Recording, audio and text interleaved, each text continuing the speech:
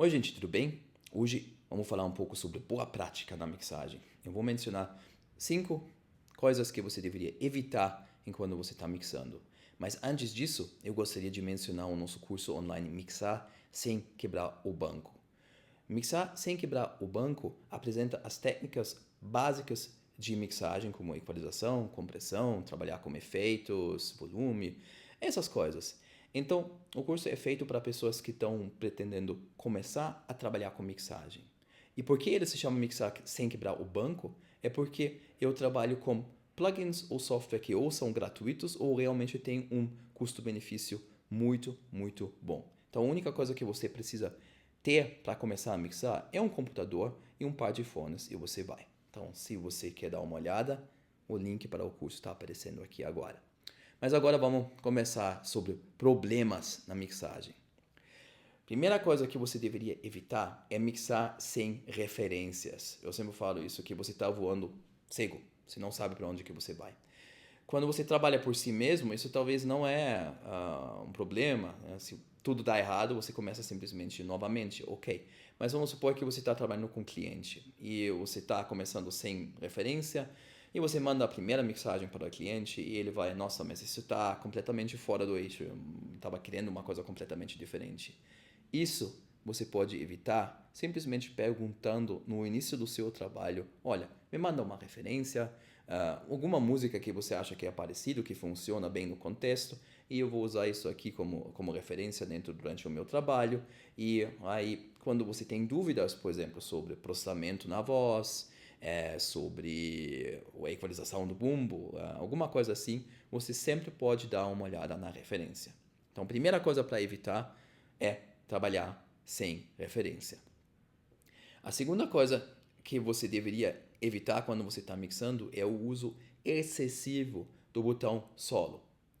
Quem de vocês já estava aí? Você está trabalhando e você está solando o bumbo, equalizando, comprimindo, e você vai embora todas as faixas da sua sessão.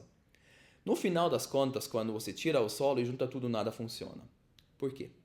Porque quando você mixa, na verdade, não é tão importante como sola cada individual, mas como sola o conjunto.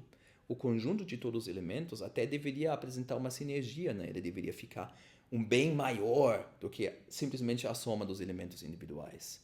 E isso você não consegue avaliar se você sempre só ouve o elemento solado. Eu não quero dizer que o botão solo é ruim. Às vezes você precisa dele, né? Você está avaliando se a caixa tem alguma ressonância que está realmente incomodando e você está realmente precisando ouvir aquela frequência. Ok, nada contra, sola. Mas o importante é qualquer processador que você aplica, sempre avalia essa adição no conjunto da mixagem. Sempre tira todos os solos e daí avalie se aquele equalizador, aquele compressor realmente faz bem para o conjunto, ok? Então a segunda coisa é evitar o uso excessivo de solo. Aí falando sobre o uso excessivo, aí também aquela coisa de uso excessivo de efeitos. Quando você está adicionando coisas que nem reverb, delays, essas coisas, né, que molham um pouco a nossa mixagem, eles são muito gratificantes. Se você não concorda, dá um pouco de reverb na voz, nossa, vai tudo bem. E acontece muito que você coloca o valor do seu mandamento para um certo lugar e depois de um tempo você percebe que é demais. Como que você pode evitar isso? Técnica relativamente simples. Você coloca o seu mandamento, o nível do seu efeito, para o lugar onde você acha que ele deveria ficar.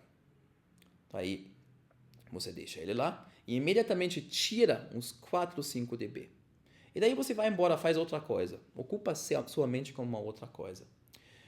O que vai acontecer é que você perde o foco daquele efeito e depois de um tempo você simplesmente volta para aquele ponto da sessão e avalia agora com um foco diferente se você acha que falta efeito ou não.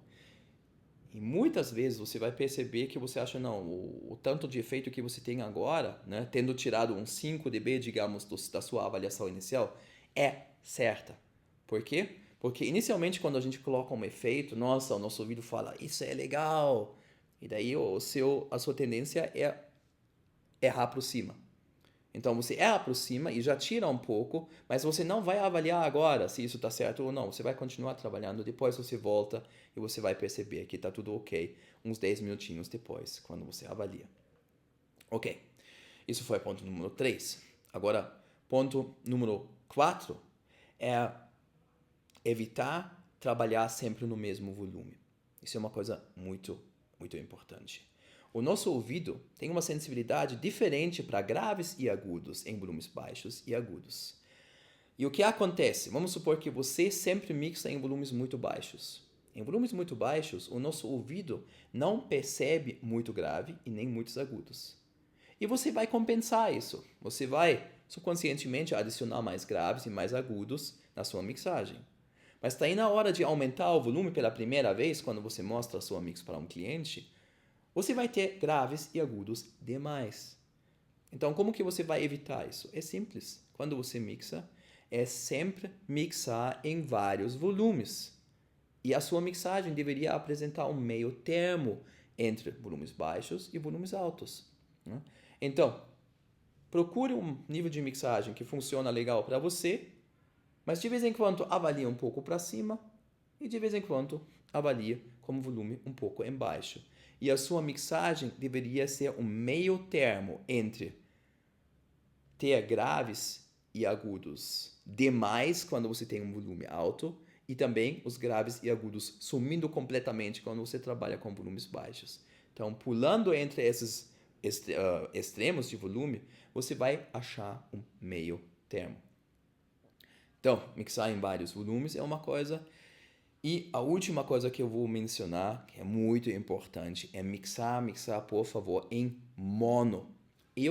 Quando eu trabalho na mixagem, eu começo a mixar em mono, eu faço tudo em mono. Abrir o pan para mim é uma última coisa que eu faço. Mas ok, se você gosta de abrir o pan antes, não tem nada contra isso. Só por favor, verifique de vez em quando apertando aquele botão mono na sua mixagem, na sua mesa, ou simplesmente pegar o master fader e juntar os dois panos no meio. E verifique se você não está perdendo alguma coisa. Porque abrindo espaço, você evita cancelamento de fase entre vários elementos que, quando você tem tudo no mesmo lugar, pode acontecer. Não? E lembra também que muitas pessoas hoje em dia ainda ouvem música em mono. Uma televisão é quase uma fonte mono, em clubes às vezes a PA toca mono, então é muito importante que sua música soe bem e funcione em mono também. Então, minha preferência é começar em mono, fazer tudo até adicionar efeitos e só abrir por último. Mas se você abriu no início, tem gente que faz isso pelo primeiro porque soa legal, ok, mas verifique sempre se está tudo ok, se você soma tudo para mono. Bem, ufa! Foi um vídeo um pouquinho mais comprido hoje, espero que você gostou. Caso sim, inscreva-se no canal, deixe seus comentários aqui e vão aparecer agora mais alguns links para quem quer conferir um pouco mais o nosso trabalho. Para mim por hoje é isso, então tchau, tchau, um abraço e até a próxima.